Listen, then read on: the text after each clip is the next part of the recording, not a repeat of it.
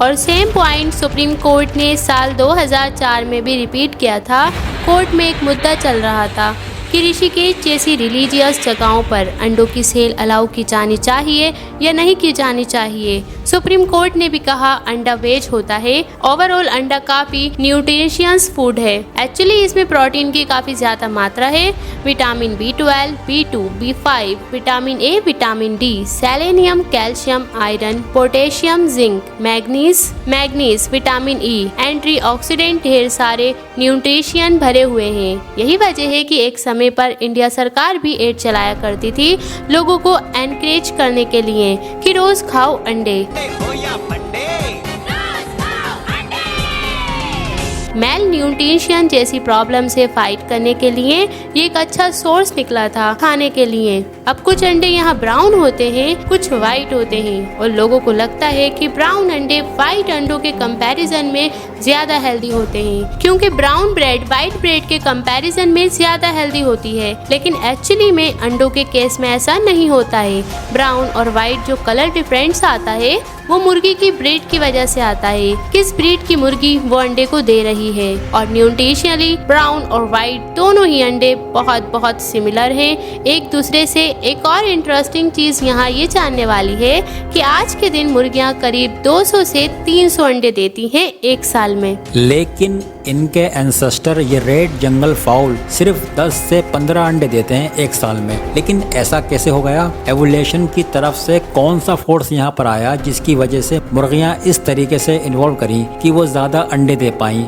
इसका जवाब है दोस्तों कि यहाँ पर नेचुरल सिलेक्शन का कोई रोल नहीं है। एवोल्यूशन यहाँ हुई है आर्टिफिशियल सिलेक्शन की वजह से, इंसानों के इंटरफेरेंस की वजह से। इंसानों ने सिलेक्टिव ब्रीडिंग करी मुर्गियों की हजारों साल पहले। किसी एक इंसान ने देखा होगा कि ये वाली मुर्गी ज्यादा अंडे दे रही है, तो सिलेक्टिवली उस मुर्गी को एक ऐसे मुर्गे के साथ ब्रीड किया और ज्यादा अंडे देने वाला चूजा निकला। फिर अगली जनरेशन में यही किया गया। बार बार ये चीज रिपीट होती रही। आर्टिफिशियल सिलेक्शन होता गया इंसानों की तरफ से कि आज के दिन ये सिचुएशन आई कि एक मुर्गी 200 से 300 अंडे दे रही है साल में।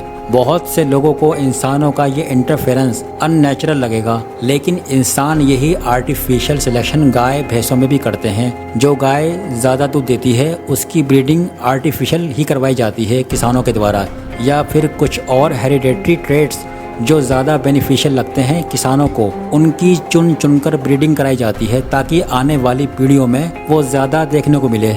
अब ये सुनकर वीगैंस लोग खड़े होकर बोलेंगे कि देखो बोला था ना मैंने कि ये दूध नहीं पीना चाहिए। ये इंसान हर जगह इंटरफेयर करते रहते हैं। इंसान उन्हें अपने फायदे के लिए इन जानवरों की ब्रीडिंग कराई।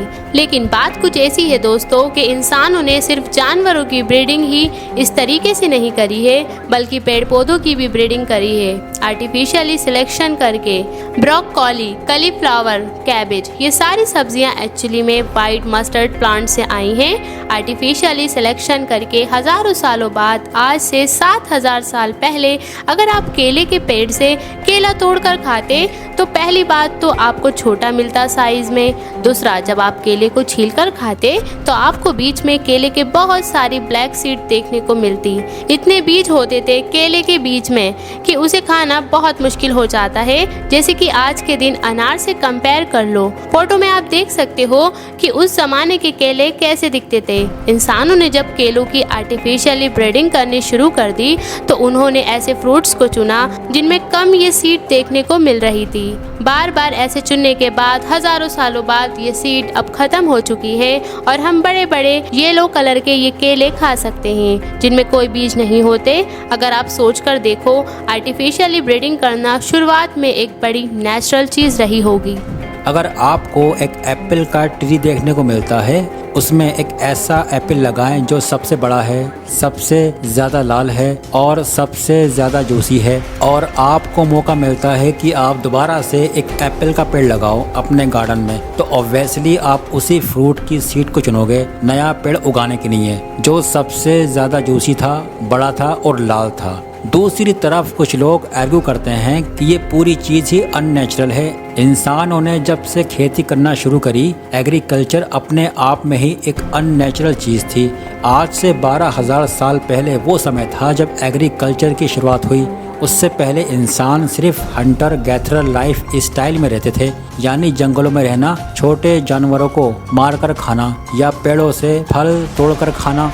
युवल नोवा हरारी अपनी सेपियंस किताब में बताते हैं कि आज से 10,000 साल पहले गेहूं जो है वो सिर्फ एक वाइल्ड ग्रास थी जो मिडिल ईस्ट से कुछ रीजन में पाई जाती थी, लेकिन कुछ हजारों सालों के अंदर ये गेहूं का जो क्रॉप है इतना स्प्रेड किया दुनिया में कि आज के दिन ये गेहूं 2.25 मिलियन स्क्वायर किलोमीटर धरती के सरफेस को एक्यूपाई करती हो। होमो इरेक्टस जो इंसानों के पूर्वज रहे थे, इनके बारे में कहा जाता है ये 20 लाख साल तक बड़े आराम से रह रहे थे बिना खेती किए, और जब 8000 BC में वीट का डोमेस्टिकेशन शुरू हुआ तो होमो सेपियंस भी करीब 2 लाख साल से बड़े आराम से रह रहे थे बिना खेती किए। लेकिन इस गेहूं के चक्कर में हमने पेड़ों को काटा, खेती करनी शुरू करी, हमने क्लियर फील्ड करी क्योंकि गेहूं को ज्यादा पत्थर कंकड़ पसंद नहीं थे।